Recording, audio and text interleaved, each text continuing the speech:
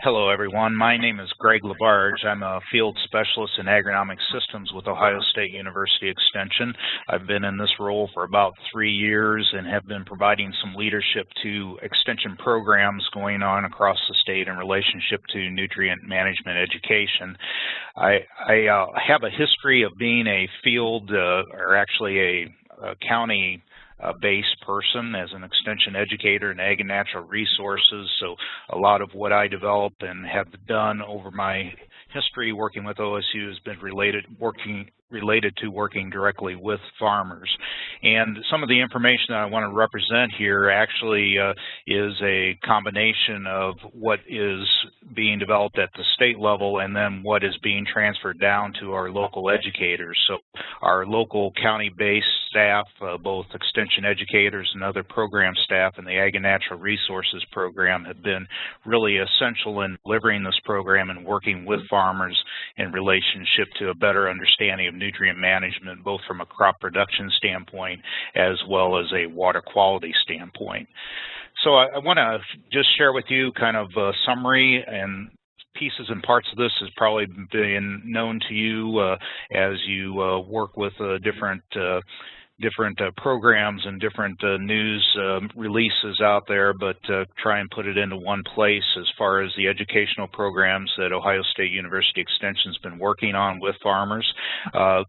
First is implementing 2 of the legislative actions that have happened, one of those being the FACT training for fertilizer applicators here in the state, then also Senate Bill 1. And that revolves around some application criteria and really ties into a couple things that Chris was mentioning as far as agricultural actions. You can see that both of these programs are fairly new. The fertilizer certification began in August of 2014, so not quite a year old yet. Senate Bill 1 became effective as of 7/3/2015, so just a couple of days ago. We do a lot of activities in extension in the field, and I want to share with you a few of the things that are going on, things that really tie into some on-farm research projects, talk about some new projects that we're gearing up for, and then kind of a final summary of why field results are very important as we look at this issue. Just first of all, a summary about our FACT training. It is a program that was legislatively enacted with the Ohio Department of Agriculture as the issuing authority for those certifications. We as Ohio State University Extension provide the required educational sessions for that certification program. Right now, as of this spring, when we finished up our training, we had about 6,500 persons who have gone through those sessions, and we had held 110 different sessions at county locations throughout the state of Ohio. You see there a scene from one of the training sessions, and as far as upcoming trainings, they are posted at the website that you see listed there.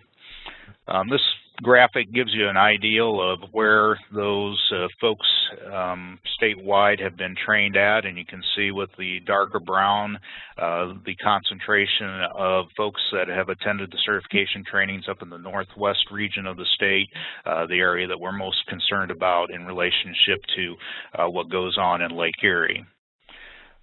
Just to give you an idea of what goes on in the training, what we do talk about are these 4 or 5 topic areas.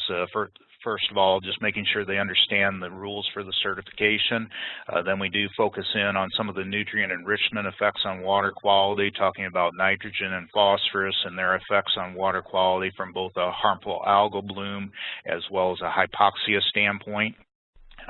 Soil testing is very important, particularly for the phosphorus component of what we do for nutrients, and want to make sure that we're doing that soil testing in the correct manner, and then also interpreting the results of those as we relate to phosphorus management. Then we are also talking about nitrogen, which has a component in the freshwater system for harmful algal blooms, but certainly is important when we talk about hypoxia issues in the Gulf of Mexico.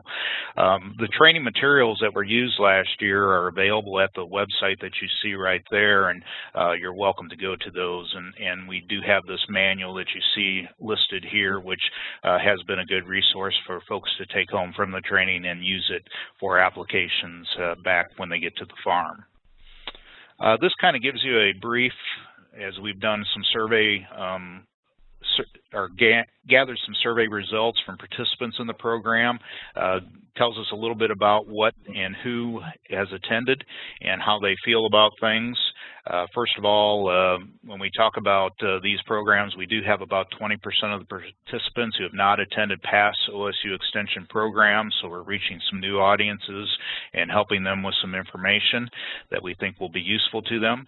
I think it's important with the first question there that people do, as far as farmers do, recognize that phosphorus is a significant water quality problem, and they are interested in looking at results and trying to do a better job of managing both for their farm operation from an economic standpoint as well as the water quality component.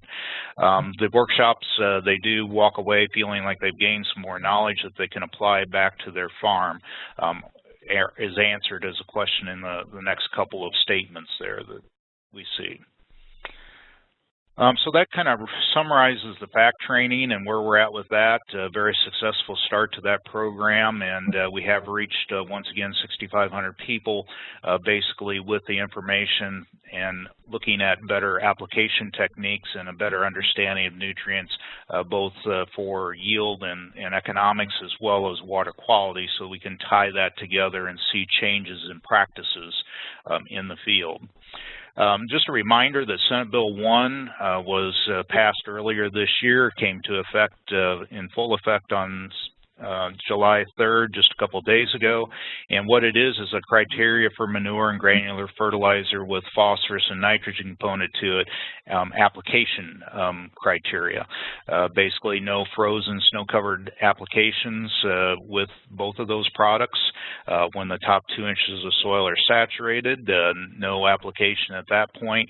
And then also starting to take into account a weather forecasting criteria, either a 24-hour when we're talking about manure or a 12-hour weather forecast, and based off of whether there's an inch or half an inch, depending on which product we're using, making no applications. So we're starting to get information out related to that, and in yellow in the graphic here are the highlighted counties that are named in the legislation that these rules apply to, and you can see basically that encompasses the western Lake Erie Basin, Portage River, as well as the Sandusky River watersheds in northwest Ohio.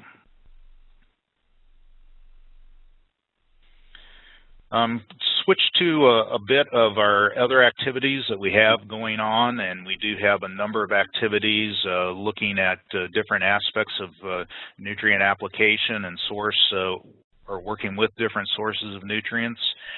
First of all, we are looking at validating the Ohio nutrient recommendations as they currently stand. We're working with some alternative manure application timing that I think puts the nutrient in the right place at the right time, following through with the edge of water quality or edge of field water quality monitoring, and then validation of our P-index tool that helps us better target practices such as BMPs to areas where we're going to get the most effect in improving water quality. Talk a little bit about the validation of the Ohio nutrient recommendations. Our goal here is to really take a look at N, P, and K, our 3 major nutrients that we need for crop production. We're using both small plot as well as on-farm plots to validate those recommendations. We want to make sure that they're correct and that they address the yield needs out there, as well as making sure that we limit the excess nutrients that are left that become exposed to loss. Dr. Steve Coleman in the School of Natural Resources is our lead on that project. Began in 2014 and an ending date of 2018 for that project, and so we're looking at revising our recommendations and then providing guidelines for adaptive management moving forward with the application of that material. Another program that we've got a lot of field research that has been happening on, and that is looking at alternative manure application timing. Really what we're trying to do with this is take liquid manures and make applications right prior to when the crop is going to utilize that nutrient. And in that, we're also balancing out, because we're trying to provide nitrogen for the either a wheat or corn crop, which are grass crops that require nitrogen. What we're trying to do and end up having happen in that supplying nitrogen for those grass crops is a balancing of the phosphorus need for a 2-year crop rotation. So we're working to replace the nitrogen that's added and replacing the commercial fertilizer that might normally be put down with this manure application, gaining more economic value from the manure, and then balancing out the phosphorus so that we're not applying an excess of phosphorus over the crop rotation. Glenn Arnold is a field specialist that works in that manure application area. He's been working on this for several years now, and we are really getting some good results as far as economic results, also applying less overall nutrients with this project, and getting some traction as far as adaptation of this type of recommendation out in the field with farmers. Then we've got a couple of projects coming here that we're gearing up to work with, and these are targeted towards the Northwest Ohio area. We do have several partners here on this project where we're going to be hiring 4 program coordinators to do nutrient management plan writing in the Western Lake Erie Basin. This is a necessary component for that monies that Jay was talking about earlier with the RCPP. Most of those programs are going to require a nutrient management plan be in place initially before accessing some of the other conservation programs. So this will add to what is the commercial base as well as the already existing governmental base with ODNR and SWCDs to get these nutrient management plans written and get them so that people can access the NRCS cost share programs. Farm Bureau, Ohio Corn Growers, the Soybean Council, the Ohio Small Grains Marketing Program, and Ohio State University are all partners in that particular activity. The second project here that's gearing up is a Farm Advisor Water Quality Sampling Network. What we're doing is going to do some sampling at tile outlets, looking at soluble phosphorus release. This is a 2-year project funded by the Board of Regents, and we're going to really target a fall and spring time frame when really most of the runoff or most of the nutrient flow and water flow through tile lines occurs, and look at what we're seeing as far as DRP release at that point in time. We can use this in comparing with our edge of field sites that are intensively 24-hour, 365 a day year sampling. We can use these results to complement that and get some ideals over more landscape situations, what we're seeing as far as actual loss of nutrient and what water quality concerns exist with different management practices. And brings me to really my last informational slide here, and that ideal of really starting to understand field by field what activities and what type of risk we see is really important when you look at some of the edge of field results that we've gathered. You see here where we have a profile of about 12 to 15 different fields. They're paired fields, so A and A go together, B and B go together, but you can see that not all fields release at the same rate the nutrient as far as DRP that we're seeing in this graphic here. This is broken out by tile and surface, and I think it was an important thing that Chris brought up earlier as far as tile versus surface. Right now, with this graphic, it looks like tile is a huge contributor, and from the standpoint of the amount of water that flows through, we do see total loading increase. The thing that we need to think about also, though, is the concentration.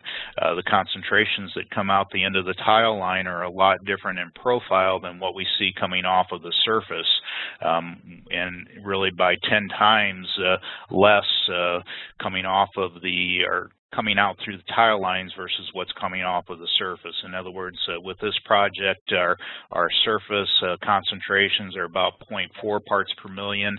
Coming through the tile line, 0.04 parts per million has been the average over this project. So that's an important thing to note here.